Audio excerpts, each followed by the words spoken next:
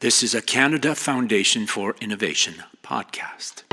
Hello, and welcome to 10,000 Ways. This is a podcast about curious researchers, leading-edge science, and the joy of discovery. Our podcast gets its name from Thomas Edison, who said, "I have not failed. I've successfully found 10,000 ways that will not work." Akwe Winikasak, hello, good day. It's wonderful to be with you. I am Dr. Kelsey Leonard. I'm an assistant professor and Canada Research Chair in Indigenous Waters, Climate and Sustainability at the University of Waterloo. And I'm an enrolled citizen of the Shinnecock Nation. Our traditional territory is the east end of Long Island. The Canada Foundation for Innovation is a Canadian research funding organization. The University of Waterloo is a CFI funding recipient, and Waterloo researcher Kelsey Leonard is a legal scholar and water scientist. Kelsey founded and now directs the Wampum Lab at the University of Waterloo, an Indigenous science lab that delves into ocean, water, and climate justice. Which is fitting, because well before she called Canada home, home was the Atlantic-facing stony shores of New York's Long Island. Our current territory is situated right next to the Atlantic Ocean. So we live on a peninsula that is surrounded by water. We're bay people, we're fishers, we're well known historically for being some of the most world-renowned whalers and mariners. In our language, Shinnecock actually means people of the stony shore. And so I think our ancestors had a key vision for what calling ourselves that meant in terms of being shore protectors, in terms of protecting water, in terms of understanding the privilege we have to be coastal peoples, and that with that privilege comes duties and responsibilities for care and stewardship and living with responsibility. And so a lot of folks will often ask me as a water scientist, did you know when you were really young that you wanted to study water, that you wanted to do this work? And I think I've always been a water person. Was born into a watery place and community. But I don't think I knew early on, if you'd asked me 15 years ago, are you going to be a water scientist in academia, that I would have said that. I actually very firmly remember a memory in undergrad being like, I'm not going to be one of those people that just stays in academia and is so, out of touch. I've stayed in academia, but hopefully my younger self wouldn't find me out of touch. As an undergraduate attending Harvard University, Kelsey traveled to a tiny volcanic island halfway between Hawaii and New Zealand to feed her growing interest and curiosity in Indigenous water rights. I was really focused on protection of Indigenous rights, and it really came to a unique moment in my undergrad experience where I was studying abroad in Samoa in the South Pacific. And I was living in a village community where they had to cycle water. So they didn't have water for a certain week as it was cycled to other parts of the island. And it just struck me so poignantly that this was the same experience that I faced on my own reservation, some families on my reservation face, where they didn't have access to sufficient quantity and quality of water to meet daily livelihood needs. And I said, well, what's the common denominator here? Being, 30,000 miles away from home, what do we share that makes it so that we're facing these same insecurities and struggles? And it really came down to our shared experiences. So I came back to the mainland after that experience, and I started to ask questions about the history of water law, the history of water governance, colonialism. And that led me on the path that I am now. Kelsey's increasing passion for the science and societal issues involving water stewardship returned her back across the Pacific Ocean and then all the way across the Atlantic Ocean to arguably the best university in the world.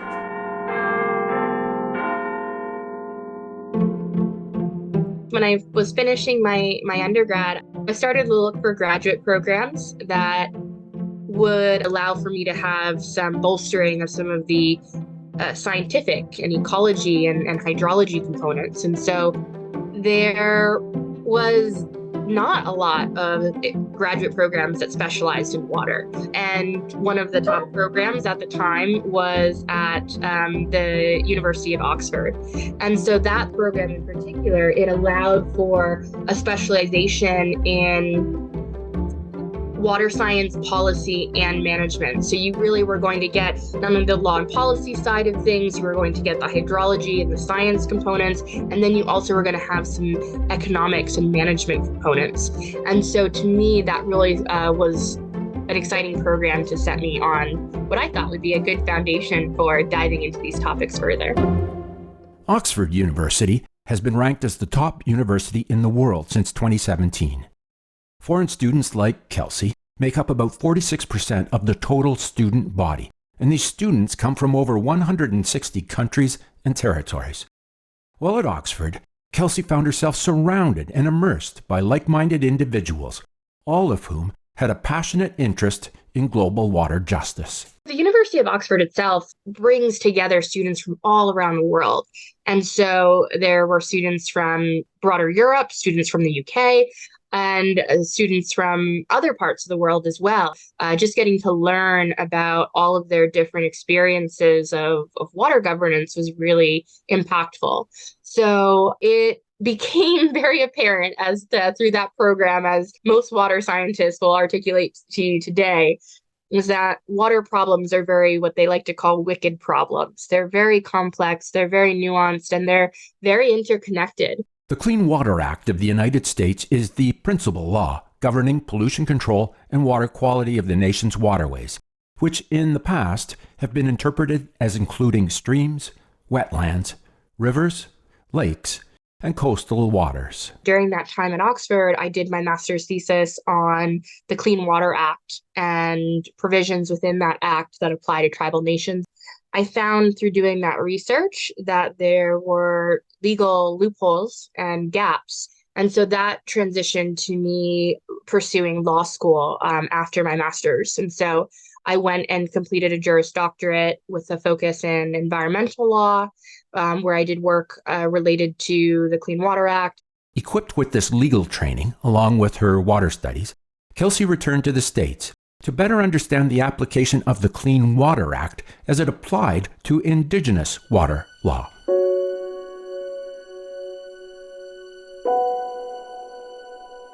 What I found through my law education is that most cases for issues related to Indigenous water law in the United States are cases of first impression, which means that when the justices look to make a decision for an argument brought before their court, they aren't able to look to precedent or to look to past law to inform their decision, because it's an argument that hasn't been brought before the court before. So their clerks, not usually them, but their clerks will look to secondary literature and to inform the decision.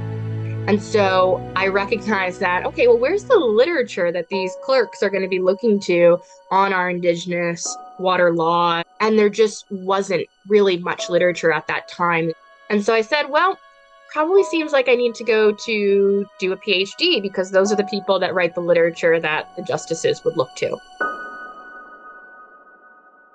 When Kelsey began to explore PhD opportunities, a Canadian university piqued her curiosity. She was especially attracted to the work of Professor Dustin Garrick, who had been a research fellow at, no surprise, Oxford. Eventually, he too crossed the pond to Canada to become a professor in water policy and research at McMaster University in Hamilton, Ontario. I was looking at a few programs that really specialized in water at the time at a PhD level.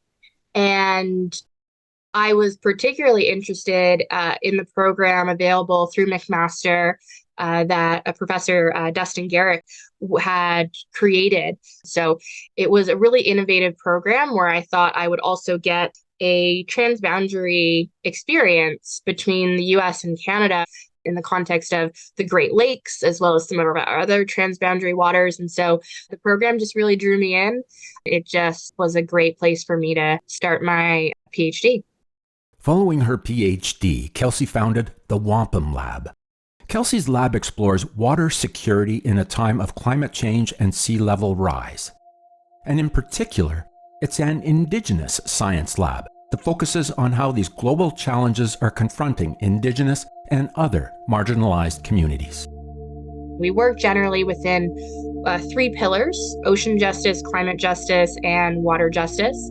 Those are often as well linked to what we know more commonly around sustainable development goals. Those have been consistent threads throughout my research career and endeavors. And so it was just a natural transition to have those be the pillars of the lab and the work that we continue to do. And so we also, in the climate space, really work to study climate adaptation science. We work to look at how communities adapt, particularly Indigenous communities, and amplify their voices in terms of how they're building solutions, but also work to answer and explore questions. Sometimes we hope we get the answer, sometimes we may not, but we work to explore questions alongside them through their leadership around climate change and some of the lived impacts that we're seeing right now today.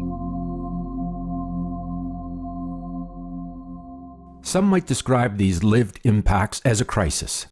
If we consult the Oxford Dictionary, crisis is defined as a situation or period characterized by intense difficulty, insecurity, or danger. Kelsey fears that the word crisis itself is in danger of losing its relevance and meaning. I struggle with the language of crisis. I think other climate adaptation scientists probably struggle with that language as well now, because it feels like we're screaming into a black box and no one can hear us. The World Wildlife Fund in their 2020 report saw that we have lost more than 2/3 of the world's biodiversity, and that the most dramatic decline occurred in freshwater ecosystems. And so do we have a water crisis for those beings who depend on that freshwater ecosystem? Yes. Do we have a water crisis for human security? Yes, when we have so many of the world's population unable to access a sufficient quantity and quality of water to meet their daily livelihood needs. That's not you being able to do your laundry at home and take a shower as many times a day as you want. It's basic necessities of hand washing, hygiene, and that might not even be a daily need. It might be something that we're just trying to have people meet at, a few days a week, let alone on a daily basis. The investigators at the Wampum Lab take an Indigenous approach to studying these issues.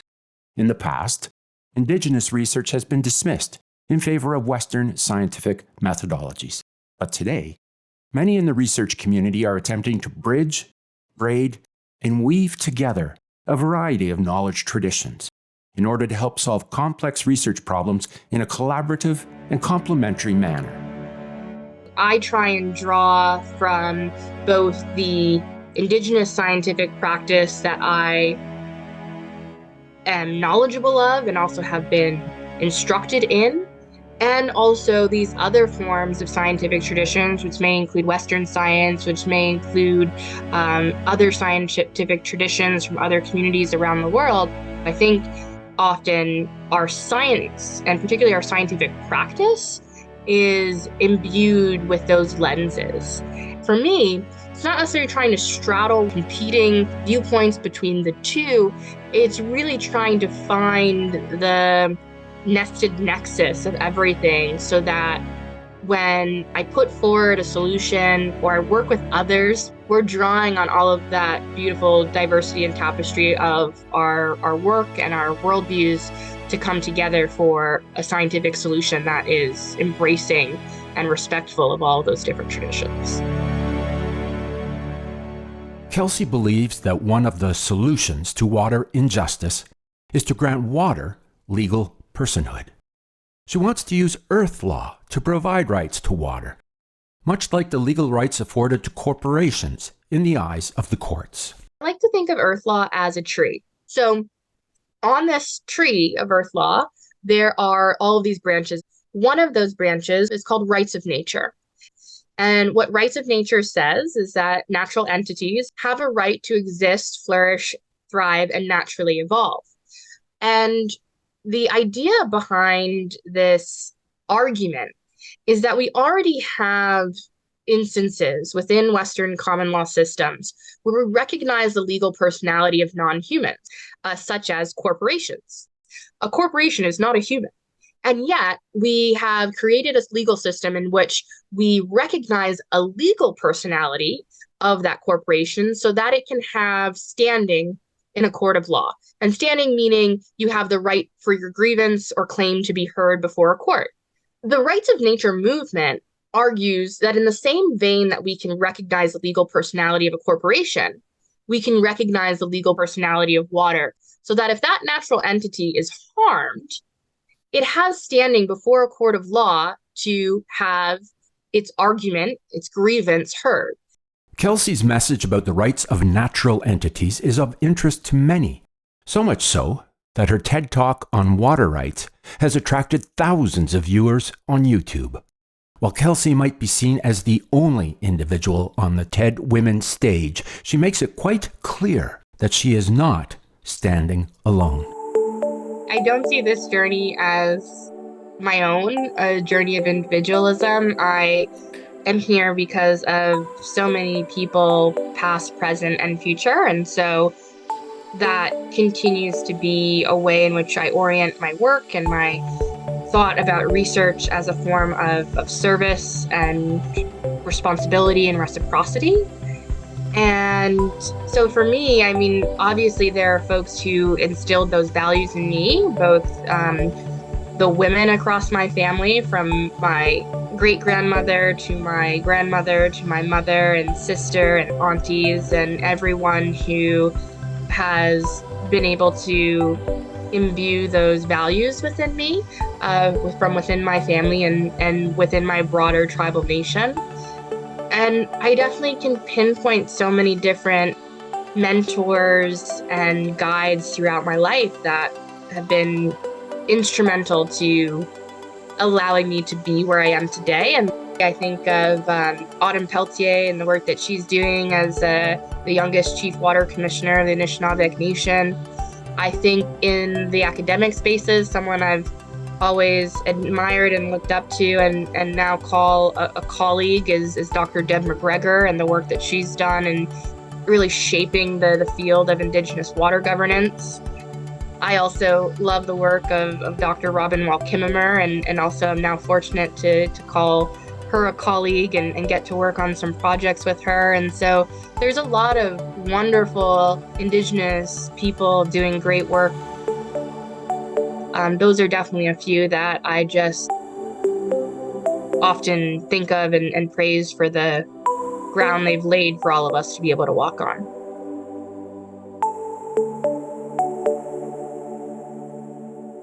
When Kelsey talks about the successful groundwork of others, it brings to mind a quote from Sir Isaac Newton, who said, "If I have seen further, it is by standing on the shoulders of giants." In some research circles, this statement has come to represent scientific progress. Progress, however, does not happen without experimentation and persistence and occasionally failure. Kelsey has a very unique perspective on failure. I don't think about instances of not reaching an objective or a goal as failure. Failing is a natural part of life. You know, we can't appreciate our successes without failures. And that can be from very minor, or what might seem as, minor failures to very big experiences of those emotions and activities. What others might see as failure is just an acknowledgement, from everyone involved that you're not on the right path. And so you should pivot or change or ask a different question. And so I think when maybe I've been asking the wrong question, I don't see it as a failure. I see it as, okay, well, I didn't take the right approach here. So how else could I think about this or look at this form of inquiry? The scientific method might be considered metaphorically as a pathway, and occasionally data will take a researcher on a journey where they didn't intend to go. At that point in time, it can be good to pause and reflect and maybe have a little break from the journey. Kelsey often relies on the support of her community when she's looking for a new direction. I think for me, definitely having a good support network is important, and that's what I also like to convey to students and to mentees. You have to have a network of folks who you can laugh with and share your challenges, but also successes with, and who can allow you to find quiet space, physically, emotionally, being able to kind of tune out some of the difficulties in our world so that you can have a bit of rest. Sometimes with the way the world is, how busy we are, we forget to just be, to listen, to rest, to find enjoyment in the fact that we are breathing and living on this planet. And I'm not exactly sure how others deal with it.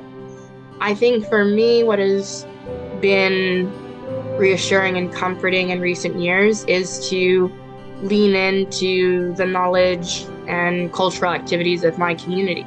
You know, we've been here thousands and thousands of years. And so although the planet is going through a really difficult time right now, I know that in our stories, in our songs, in our dances, in laughter, we're able to have a place of respite.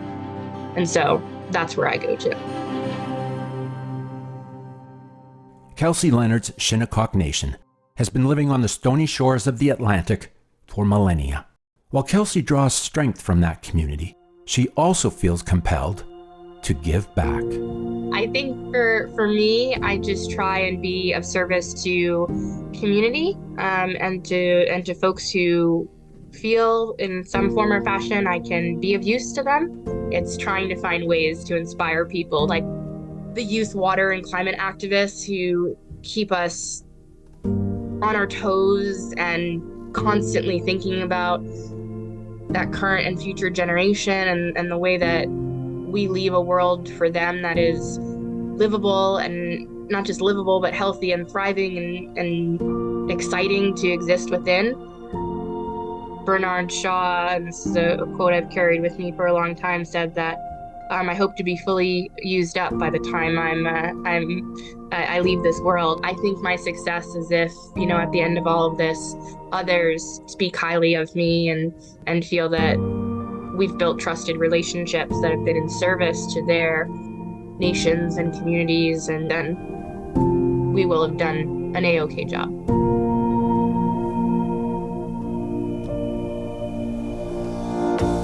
"10,000 Ways" is produced in the studios of the Canada Foundation for Innovation. The CFI is a non-profit corporation that invests in research infrastructure at Canadian universities, colleges, research hospitals, and non-profit research institutions. If you're curious to learn more about the CFI, then please visit innovation.ca. That's INNOVATION.ca. My name is Greg Pillsworth, and thank you very much for listening. Bye-bye.